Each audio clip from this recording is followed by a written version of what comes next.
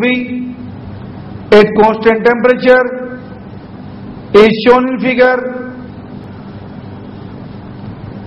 The variation of P with 1 upon V at constant temperature is also shown in another figure. Boyle's law in terms of molecules per unit volume.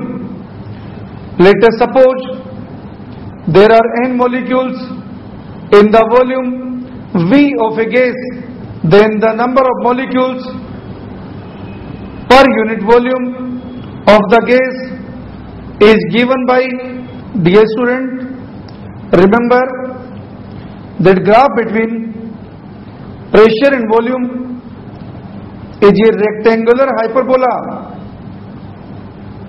Now, number of molecules per unit volume is small n equal to capital N upon capital V, or capital V equal to capital N upon small n.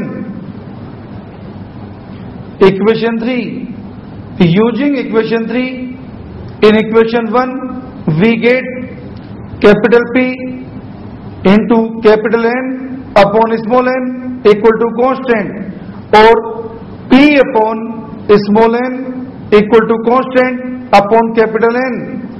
Since number of molecules capital N in a given volume of gas are constant, hence equation 4 can be written as capital P upon small n equal to constant. If pressure of a gas changes from P1 to P2 at constant temperature, and the corresponding number of molecules per unit volume changes from small n1 to small n2 to small n2, then equation 5 can be written as P1 upon small n1 equal to P2 upon small n2. Now let's see the condition under which gases obey Boyle's law. The variation of the volume capital V of a gas with the pressure capital P at different constant temperatures are studied. The graphs showing the variation of capital P with capital V at different temperatures in bracket capital T1 and capital T2, T2 greater than T1, are represented by the dotted lines as shown in figure.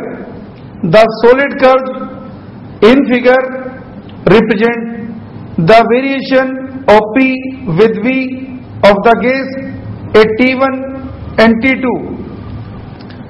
It is clear from figure that the experimental curve dotted and the theoretical curve solid are almost identical only at high temperature and low pressure.